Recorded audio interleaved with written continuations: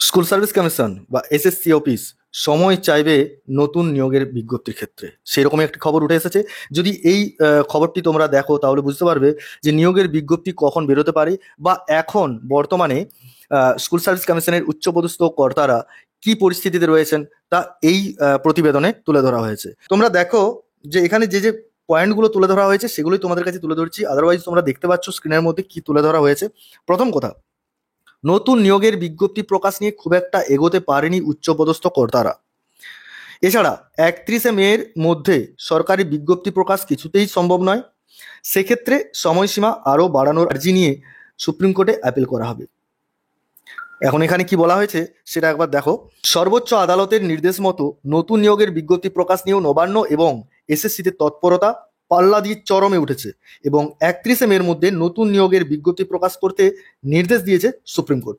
শুধু তাই নয়, এই নতুন নিয়োগ প্রক্রিয়া সরকার ও এসএসসিকে শেষ করতে হবে আগামী 31শে ডিসেম্বরের মধ্যে।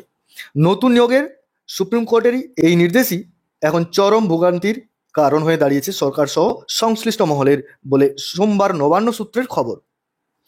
নতুন নিয়োগের এই বিজ্ঞপ্তি প্রকাশ ও নিয়োগ প্রক্রিয়া শেষ করার ব্যাপারে সর্বোচ্চ আদালত যে সময়সীমা নির্দিষ্ট করেছে তা নিয়ে আগেই সংশয় প্রকাশ করেছিলেন এসএসসির চেয়ারম্যান সিদ্ধার্থ মজুমদার। যদিও মুখ্যমন্ত্রী মমতা বন্দ্যোপাধ্যায় চেয়ারম্যানের সংশয় নিয়ে একমত হতে পারেননি।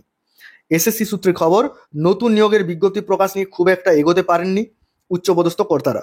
31শে মের মধ্যে সরকারি বিজ্ঞপ্তি প্রকাশ কিছুতেই সম্ভব নয় বলে আশঙ্কা করছেন শীর্ষ কর্তাদের কেউ কেউ।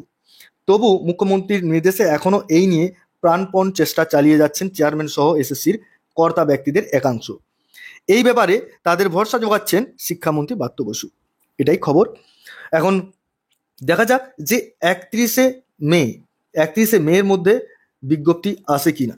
বিজ্ঞপ্তি প্রকাশ নিয়ে সরকার ও এসএসসির সব চেষ্টা ব্যর্থ হলে এই নিয়ে নতুন করে সুপ্রিম কোর্টে আর্জি জানানোর পথও খোলা রাখা হচ্ছে।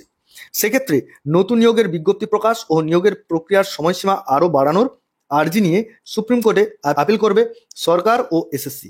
অবশ্যই তার আগে এই বিষয়ে মুখ্যমন্ত্রীর সঙ্গে কথা বলে এই পদক্ষেপ করা হবে। এই দিন এসএসসির এক শীর্ষ আধিকারিক জানান, সময় মতো বিজ্ঞপ্তি প্রকাশ করা নিয়ে আপ্রাণ চেষ্টা চলছে, না হলে সুপ্রিম কোর্টের কাছে আর্জির পথ তো খোলা থাকছেই, বিশিষ্ট আইনজীবীদের সঙ্গে কথা বলেই এই বিষয়ে এগানো হবে, অবশ্যই মুখ্যমন্ত্রীর অনুমোদন নিয়ে।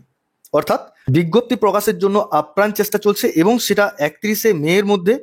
যদি 31শে মের মধ্যে এই বিজ্ঞপ্তি প্রকাশ করা সম্ভব না হয় তাহলে সুপ্রিম কোর্টের কাছে অ্যাপিল করবে রাজ্য সরকার তথা সার্ভিস কমিশন। তবে এই অ্যাপিলে সুপ্রিম কোর্ট কতটা অ্যাগ্রি হবে সেটাও একটা দেখার বিষয় রয়েছে, কারণ সুপ্রিম কোর্ট অলরেডি একটা রায় দিয়ে দিয়েছে। সেই রায় মোতাবেক যদি কাজ না হয় তার ফল কি হতে পারে সেটাও জানিয়ে দেওয়া হয়েছে। তবে আশা করি স্কুল সার্ভিস কমিশন চেষ্টা করবে 31শে মের মধ্যে বিজ্ঞপ্তি প্রকাশ করার। এখন যদি কোনো কারণবশত না হয় তাহলে সেক্ষেত্রে এক্সটেন্ড করতে পারে। তো যাই হোক, যেহেতু এই খবরটা এলো তাই তোমাদের সাথে এই বিষয়টা নিয়ে একটু আলোচনা করলাম।